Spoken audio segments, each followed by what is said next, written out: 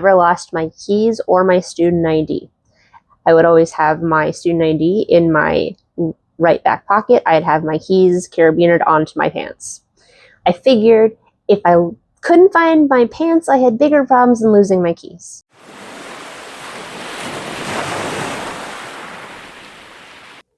Hi, I'm Kate, and I am currently surrounded by chaos of my own making because I'm trying to do too many projects at once, because once I start one thing, I see something else. And then once I see that, I've got to do something else to make sure that that happens properly. And then so on and so forth until I am surrounded by a clean apartment that is filled with mess. And I just need to finish a few projects. But this has been happening a lot. And I'm only really beginning to notice that this is sort of just my MO. I didn't think that I operated this way, but I definitely do. So I guess maybe it's time to start talking about ADHD, attention deficit hyperactivity disorder. And specifically, I think we should talk about adult ADHD, because every little kid you knew that was diagnosed, they grew up. All of the people that, were presenting as female that were completely missed because they grew up too.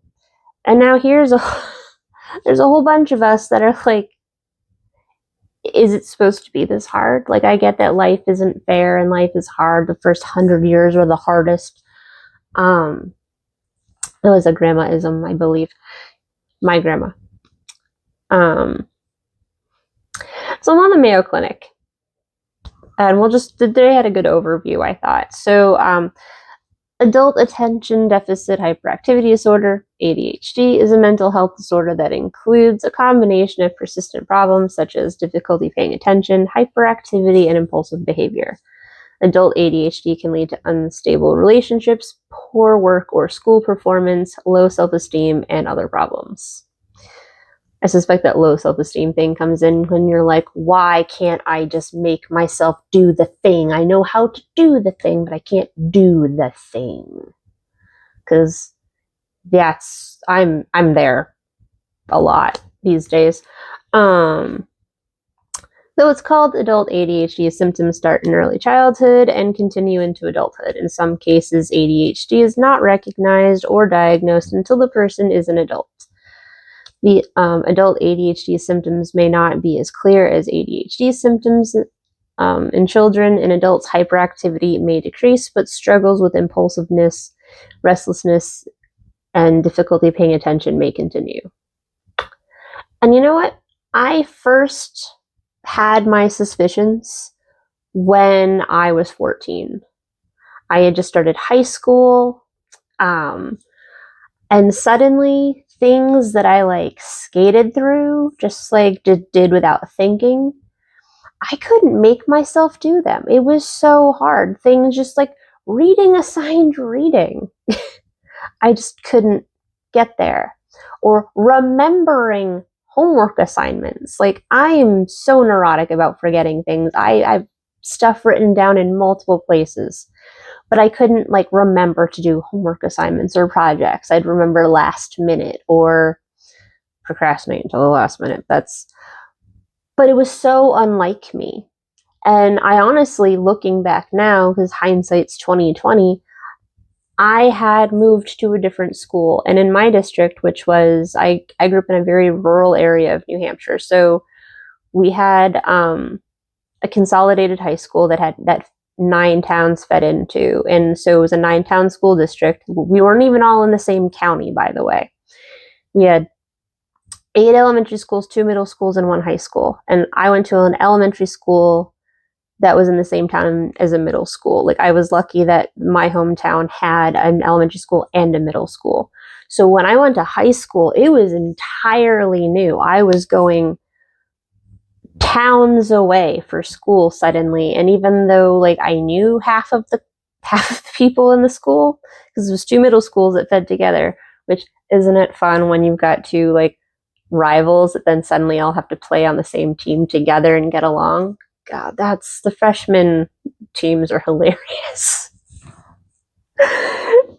Anyway, we've derailed. Mostly. I don't even remember what we were just talking about. I saw a meme about that the other day. I have noticed that ADHD memes resonate with me in huge ways. Right. The 2 ADHD moods. I can't do it. I can't stop doing it. The 2 types of ADHD time, now or not now. And the 2 ADHD memory modes. I literally cannot recall the words that just came out of my mouth, or I can recite the opening paragraph of every single Magic Treehouse book.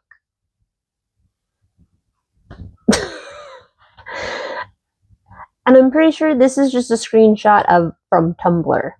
Oh, also, ADHD is being pretty good at basically anything you want to do and be absolutely terrible at anything you need to do to live. Yeah, that would be me to a T. So, over on the Cleveland Clinic website, I like they really listed out symptoms and they categorized them into inattention symptoms and hyperactivity or impulsivity symptoms. So for inattention symptoms, you have errors because of inattention, so careless mistakes, misdetails, accuracy problems. This can cause problems with work performance and academic performance if you're in school, which if you've read my blog, you know I edit the heck out of that and there are still typos and it drives me crazy and I need to fix them and someday I will. Difficulty staying focused. Obviously. This can cause your attention to drift during conversations, meetings, lectures, seminars, and lengthy reading or study. I have to doodle or take notes or I cannot pay attention. That's just, and I've known that about myself for many years, but I'm only now understanding why that is. Isn't that fun? It's good to learn new things about yourself all the time. Difficulty listening or paying attention when other people speak to you. This can look like distraction, daydreaming, staring off into space. Yeah, or just sometimes people's voice just turn into Peanuts parents and you go wah wah wah wah wah wah wah wah wah. Focus. Trouble following through and completing tasks. Yeah, that's why we're here today, let's be honest. This means you're quick to start new tasks or projects, however you also tend to run out of gas and have trouble finishing them. Hi. Difficulty organizing and prioritizing. This means you have trouble planning and researching and reaching goals, especially goals that take multiple steps to reach. It can make you appear messy or disorganized or cause problems being on time or meeting deadlines. It depends. It actually depends. What is it? Do I have the full scope of what needs to happen? Do I know the hard deadlines? Then I will make it be amazing. When I have the full ability to use all of my brain, because, you know, if I have too many other things happening, it's like a butterfly house in here sometimes. Dislike or avoidance of tedious work. Harder for you to complete boring or mindless tasks that require you to pay attention. Chores, housework. It depends on what it is. Sometimes I actually really like a tedious task. Like, I had to remake a map for a website, and the best editing software I was given was MS Paint, and I spent an entire week zoomed in painting pixel by pixel by pixel by pixel on a 13-inch laptop screen. This part of my neck still goes to sleep, and that was October of 2020. Moving along. Wow. So much extra nonsense in this. Prone to losing, misplacing, or forgetting things. Actually, no. This is not me, and it's because I am neurotic about my things. When I lose something, I lose my mind. So I'm very systematic about where I put my stuff, to the point where all the way through college, I never lost my keys or my student ID. I would always have my student ID in my right back pocket. I'd have my keys carabined onto my pants. I figured if I couldn't find my pants, I had bigger problems than losing my keys. And that mindset served me so well. The next one's easily distracted. Yes, I am. Have we met? Yeah. Forgetful or absent-minded in your daily routine. This I don't necessarily identify with, but also yes, I do, because I've met me, and there are some days where I am more of a hot mess than usual. You know, you get like your basic like Kilauea eruption versus like a Krakatoa that just decimates the population. That's where we're at. Moving along. Wow. Okay. Hyperactivity and impulsivity symptoms.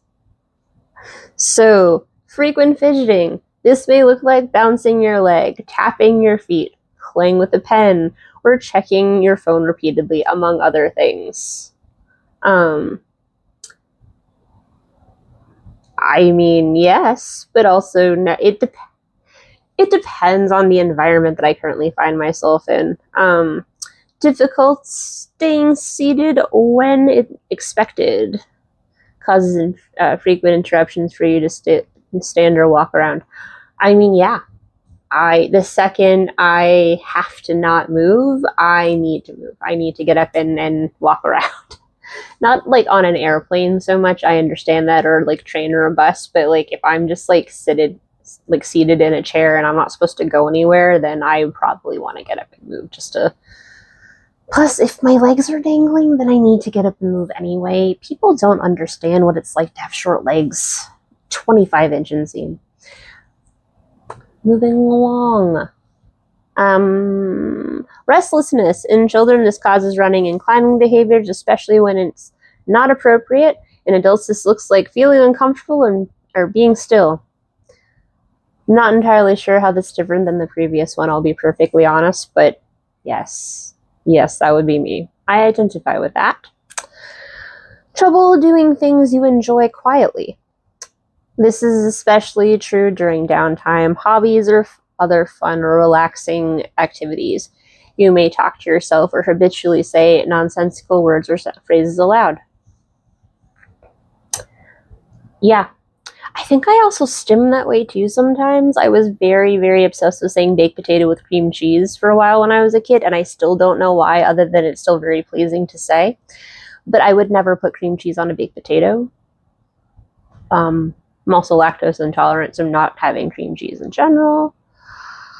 But I talk out loud, and actually I discussed that in my very first blog cast. So yeah. This is me. We're just going with it.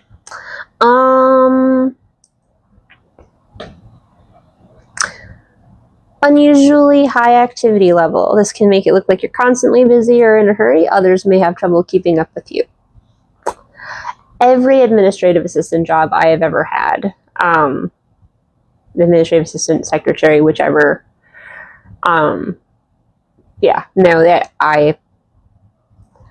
for a time, I am peak amazing, and then I just crash and burn. But for a while, it looks like I am more productive than anyone. And even on my lowest days, I usually am. But that's not my problem. People make it my problem, but that's not my problem. Moving along. Excessive talking. Hi. I'm Kate. This looks like talking as if you have no filter, over-explaining yourself, or info dumping, which is an informal term that means excitedly talking at length about a topic you enjoy.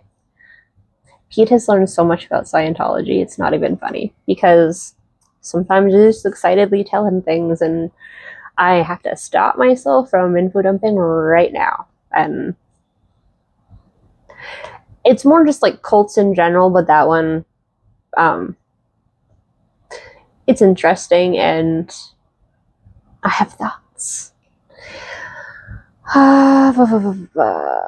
Conversational self-restraint problems. This means you have trouble in conversations because you impulsively speak. You often interrupt others, finish other sentences, or talk without thinking about how others will feel about what you say. That is accurate. I try. I really do. Though you find yourself in situations where like the conversation is just happening, if you don't interrupt, then you don't get to say anything at all because like they move on past where your thing is, where it would fit in, and then you're like, I'd like to go back to the thing you were talking about 10 minutes ago. Thank you. That always seems awkward. So, and Pete and I, since we both feel like we get talked over a lot, we will talk over each other while we're having a conversation at the same time, and I can follow both of them. He necessarily can't, but I'll catch him up, and it works out. We have a system.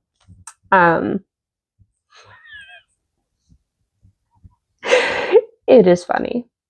Struggles with being patient for your turn, and examples having to wait in line or finding it hard to patiently wait for something you want or need.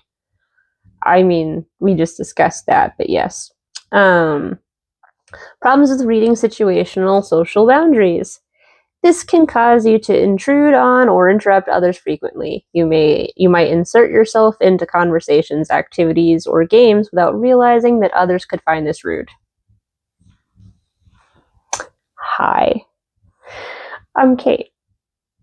And I'm probably really sorry about all of the times I've done that to you. Probably, but it wasn't malicious. Realistically. Social boundaries are hard. And honestly, this is something that really highlights, I mean, a lot of these do, but highlights the overlap between ADHD and autism. Because there's a ton of overlap. 60% of people diagnosed with autism also get an ADHD diagnosis. And I was like one observer paying attention away. It's fine. At least I have a rough idea on what I need to do and how it would help and all of that jazz. So something that if adults in the workplace, ADHD is so misunderstood as it is. And people get really frustrated that you can't just be a person and do the thing. And yeah, I've had my own frustrations with not just my own dysfunction, executive dysfunction, if you will. That's actually what a lot of that is called. Actually, while I'm thinking about it, let's give you a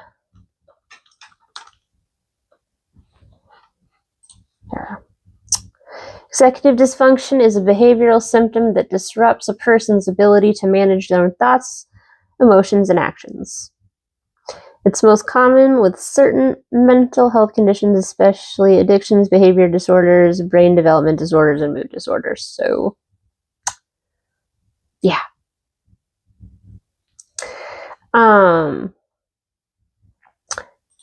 So, if you are working and any of this sounds familiar, for one, look into diagnosis. But if nothing else, just look and see what types of easy accommodations you could potentially ask for, maybe even without a diagnosis, just to make yourself easier. Some of the suggested Cleveland Clinic suggestions were breaks that allow you to time to stand up and walk around, noise canceling headphones to minimize distractions from noise.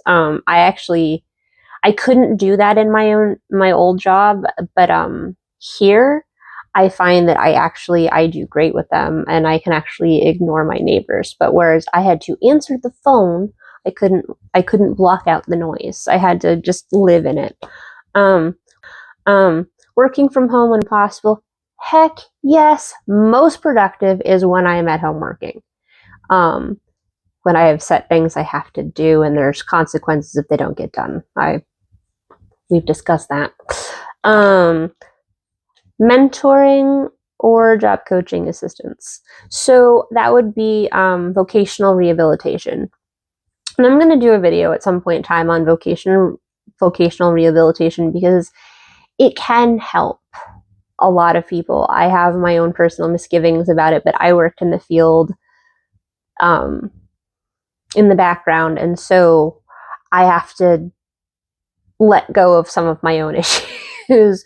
But that's with the specific individuals and not with the program itself, though I do believe that VR has a long way to go in helping or working with the autistic community, because as of right now, the autistic community can mostly only successfully work in jobs specifically for autistic individuals. And that's really frustrating. But this isn't about autism. This is about ADHD. So I had a coworker who was dealing with, he needed higher cubicle walls. So that was one of the things that to a degree was able to help. But they were also not able to use headphones because our job duties didn't allow for that. And the ADA, the Americans with Disabilities Act, which still exists, covers ADHD. So get that diagnosis if you're struggling. Don't just let yourself struggle. Like, don't be, when you're going through hell, keep going, because that's always been my policy, and I've found out in the last few years that that's not healthy. I mean, there are times when you absolutely have to do it because you can't just stop, but until you get to safety. But once you're safe, it's time to reevaluate. You can't just you gotta put down the shovel. How many metaphors can I use? Let's find out. Let's see, was that all we wanted to cover? So yeah, if you feel like you struggle with impulsiveness, disorganization problems or prioritizing, poor time management skills, problems focusing on a task, trouble multitasking, excessive activity or restlessness, poor planning, low frustration tolerance, frequent mood swings, problems following through and completing tasks, hot temper, and troubles coping with stress, talk to someone. Maybe start your own journey, but just talk to someone, because all of those things can make you feel extremely alone, extremely frustrated, and so incredibly low mentally and emotionally. And it's going to be hard to be productive in that mindset, even if you don't have ADHD, let's be honest. So let's try to put one foot in front of the other. Like the dude in Santa Claus is Coming to Town. He's not the Snowmeister. That's the Year Without a Santa Claus. He calls himself Snowy, but like the Winter Warlock, that dude. Yeah, the whole put one foot in front of the other jazz. That's where we try to be at. I know it's easier to like wallow or just maintain, but sometimes we got to do the work. So I hope you have a wonderful rest of your day. Forgive yourself. We're all just doing our best. And don't forget to always check and roll.